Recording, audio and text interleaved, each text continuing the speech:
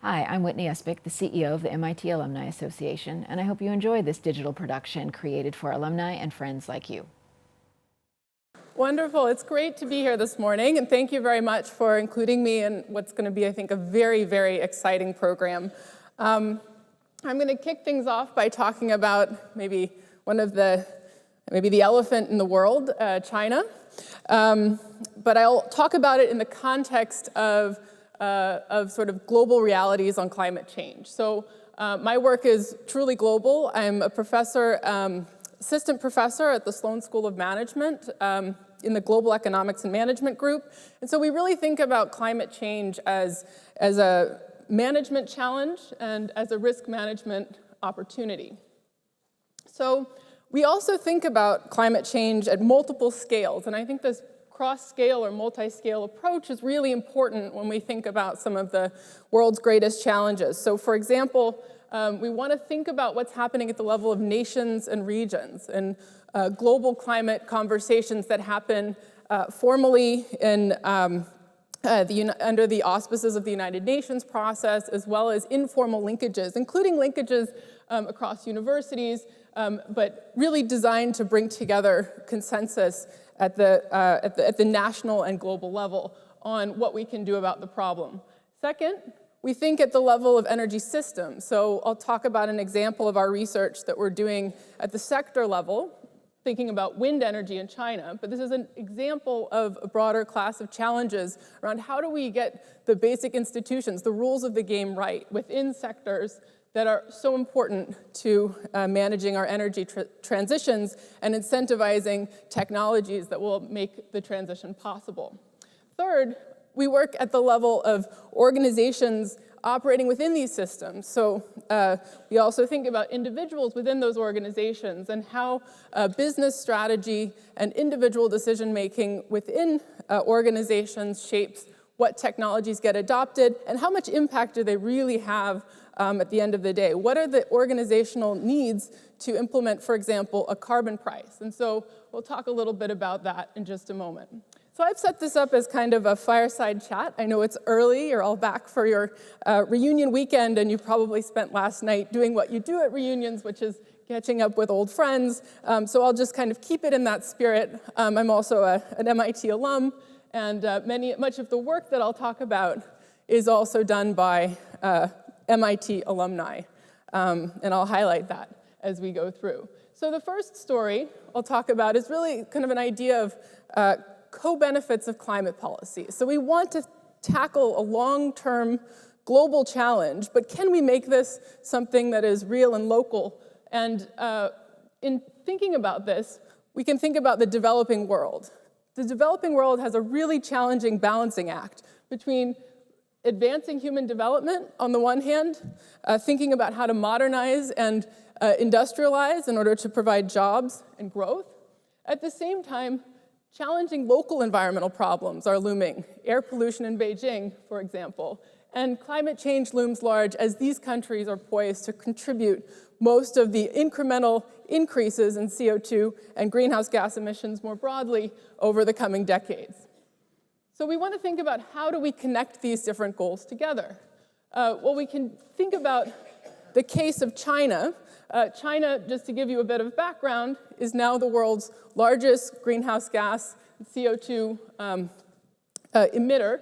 China surpassed other countries in 2005 to sort of gain this dubious title, but now represents more than the combined emissions of the United States and Europe, and is in fact nearly 30% of total global CO2 emissions. So despite the uncertainties, this is a really big challenge, and bringing down CO2 emissions in China is of utmost importance. So why are China's CO2 emissions so large? Well, just very simply, coal has been a big part of the country's growth story. That coal use has gone into industry and electric power. Much of the coal use is in uses outside of the power sector. In direct use in industry, for example, we can think about China's industrialization story as one that was very energy intensive over a period of 15, 20 years. And so we want to think about not just targeting power generation, but also these other sectors. And indeed, if we think about sort of how China has contributed to the overall energy picture in Asia, energy demand in Asia has really been driven up by the rise, the emergence of China. And so as we look at some of the byproducts of this growth, we can see, if you look outside your window in Beijing in January, you might see a scene like this. And so this is, of course, an immediate pressing challenge that we want to think about, but it's not just limited to Beijing. Many other cities across northeastern and central China are suffering from severely degraded air. Now, there is some hope. In the last couple of days, an assessment of China's progress on the air pollution issue in the last several years has suggested that China has made, in many of the most polluted cities, significant progress in reducing its air pollution over the longer term. But again, we want to think about this is far above what most other nations, the extent of the pollution that you see in many other developed countries, and this has very severe health consequences. Over 1 million deaths in China were attributed to outdoor air pollution alone in China in 2016.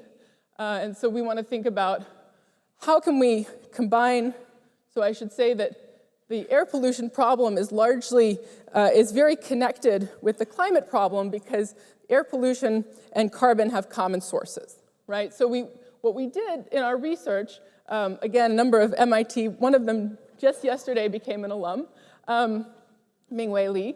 We put together a model. This is work that I've done jointly with my colleague Noelle Celine, and she'll be talking about this topic as well in the second part of the program. So basically, what we've done is put together an integrated modeling system. So thinking about how do we represent all the different pieces of the energy system. So we develop an energy economic model where we can simulate, in this case, a carbon price. We see the impact that that has on economic activity across sectors. That feeds into projections of emissions, not just carbon dioxide emissions, but also the full range of air pollutant emissions that we might be interested in understanding in order to then model how those form air pollution and affect air quality, ambient air quality. So you can imagine that there are lots of nonlinearities and challenges in modeling the translation between air pollution emissions and air quality that we breathe in. And so then we also take that through, look at population-weighted changes in air quality and translate that ultimately into health effects. And so this is a large integrated modeling framework that allows us to think about the question of how does a policy decision affect emissions, air quality, and health. And I know Noelle will go into this in more detail in just a moment, but basically we want to sort of highlight this as our regional emissions, air quality, climate, and health framework. Now, with this framework, one of the things that we did was to model the impact at a provincial level of a carbon pricing system in China. So this is China's air pollution today. We project forward to 2030, and we model significant increases in air pollution in the absence of additional policy action. Then we look at several levels of policy effort. A sort of moderate policy effort consistent with earlier pledges by China in the global climate process, a more stringent policies, so we're implementing these again through carbon prices that achieve carbon intensity targets. And this is consistent with the Paris Accord. And then we go to a more stringent level of carbon pricing, and we can look at actually how much does an important air pollutant that causes severe health effects change once we actually implement carbon prices, again, targeting a different substance, carbon. How does that change as we go to tighter and tighter levels of carbon pricing? And so we actually find that climate policy can have big impacts, meaningful impacts on air pollution, but they're not enough to meet China's long-term air pollution goals. So we need to think about how to design synergistic measures. And if you're interested in this study and the framework more broadly, I encourage you to explore the results here at cecp.mit.edu. I should say this is also joint work that it was done as part of something called the Tsinghua-MIT China Energy and Climate Project. So an important piece of this research is actually building links not just across MIT between the Sloan School and Earth, Atmospheric, and Planetary Sciences, but also with our colleagues who are working on the ground in China. So second, I'm going to give a brief example of how we think about designing institutions at the sector level. So China is the world leader in building renewable energy. Renewable energy has the potential to contribute to the problem of energy access that Maria just mentioned, and largely because China has scaled up its production, there is now a major, we've seen a major drop in the costs of renewable energy, and we've seen lots of deployment domestically. Now, this has created some challenges. Rapidly scaling up renewable energy in China has actually translated into high rates of what we think of as spilled wind or curtailment. So basically wind that is not actually utilized, electricity generated but not utilized because of challenges in integrating that electricity into the grid given the other sources that are part of the mix. And so you can see over time since 2010, we've had steady increases in the volume of electricity generation, so in million megawatt hours. But at the same time, we've also seen very high rates of wind curtailment on average. And in specific places, curtailment has actually reached over 40%. So this means we're losing a lot of valuable clean energy. What we did is actually model the potential to integrate more wind onto the grid when we changed the operational rules within the power system. So in this second story, basically what we've done, I should say, we started with an assessment of wind energy resources across China, calculated capacity factors, combined that with an operational model, the power of individual power technologies, and then we looked at how much wind could you integrate onto China's future grid. So this is dividing China into its four major grid regions. We've aggregated 3 in Sanhua there in the middle, and basically said, how much wind can we build and integrate such that we don't end up under different scenarios in terms of the flexibility of operating our coal fleet. And so what we do is we actually build up grid cell by grid cell, a supply curve for wind. This tells us how much wind can we generate for a given cost threshold. So in China, the feed-in tariff would suggest that you could build all the way up to that dashed line. The feed-in tariff level sets the price, and so you could imagine starting to build wind in this order, at the least cost all the way to the greatest. And that orange, where you see that orange coming in, that's curtailment. That's what's happening when wind is not successfully integrated. And so when we actually look at this in a sort of sensitivity analysis, where we consider a base case for integrating wind, and then we start to vary different parameters in our model, we find that one parameter that really matters is how flexibly you operate coal-fired power generation. In China, the electricity sector still operates largely on quotas and is rather rigid in the way that coal is dispatched. If you could actually operate the system more flexibly, you could actually increase the contribution from wind energy by about 20%, and this is equivalent to 75%, so the actual amount of electricity would be about 75% of what we estimate China would need to meet its non-fossil energy target of 20% of primary energy in 2030. And so finally, the last story I'll tell you is one of business strategy. So now we're going down into deep into the realities of the firm and thinking about what happens when firms begin to face a carbon price for the very first time. And so China has started to develop a carbon pricing system. It's moving a little slower than expected at first, but it's still in the plan, and it's expected to come online in 2020. When it does, it will increase the share of global CO2 emissions subject to a carbon price from 15% to 20%. And a carbon price would simply, it's really important, right? Because we want to get the incentives right. We want to actually reflect the costs of using carbon-intensive energy. And so this is a way that governments can begin to do that. So China is moving ahead. These are all the other systems, by the way, that are in place and expected through 2020. But that blue bar at the end, that's China. So this system, in order to have that large effect, covers a very wide range of energy-intensive sectors.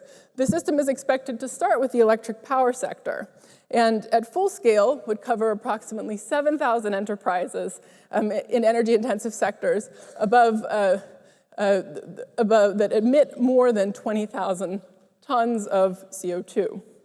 Now, if we think about what's needed to get a system like this off the ground? Well, we went to China's pilot systems. If we go back just briefly to look at where the pilot systems are, there are a number of pilot systems that have already started in the 2013 to 2015 period. And those systems allow us sort of a test case to study what are firms doing? How are firms responding to the carbon price? And because in order to have a carbon price, you actually, as an organization, you need to know your carbon emissions footprint. You need to understand what activities within your organization produce CO2 emissions. And this is actually a non-trivial task for many of these firms. So if we look at the Beijing emissions trading system, which put a price on carbon starting in 2013, and we look at what happened over time. So what I'm showing you here is a plot of the discrepancies between what firms reported they were emitting and what third-party verifiers reported that the firms were emitting. Now, just to make this a little more clear, I've made the bars nice and big. This, over time, so interestingly, at the very beginning, there were huge discrepancies in both directions. Firms weren't systematically reporting that they were emitting less. They were simply not getting it right. And each of those different bars within a year represents a different energy type. So it wasn't like electricity, which is metered, was sort of better understood than coal, which is often, we often think of coal as having big statistical problems.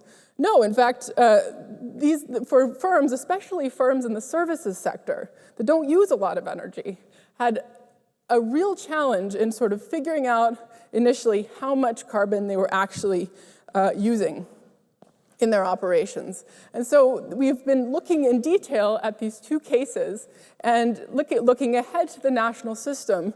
We're actually working closely with the scholars and the government leaders in Beijing and in China more broadly, and thinking through how do you design a system where you don't just get the policy right, you also get the underlying institutions right. You also get the incentives right, so that as the system starts to launch and to gain ground, we can be confident that it's actually having an impact on overall emissions reductions. And you saw in the beginning that China is such a major contributor to the climate change challenge that getting this right has global consequences. So with that, I've given you sort of just 3 vignettes. I'm happy to talk about some of the other work that we do. We've been thinking a lot more recently about the deployment of solar photovoltaic energy in Africa, and then also thinking at the level within firms about management practices and how they can influence firms' decisions and the development of capabilities to manage the climate change challenge. And so as we do this, we'll continue to have a large focus on China. Sub-Saharan African countries, as well as India, are coming into focus. And we're beginning to turn back now to think more about the developed world as well, with projects in the UK and also close to home in the US, thinking through across scales, how can we best manage this transition to more sustainable forms of energy, which will ultimately help us to address the challenge of global climate change. So with that, I'd like to thank our team, and thank you very much for your attention.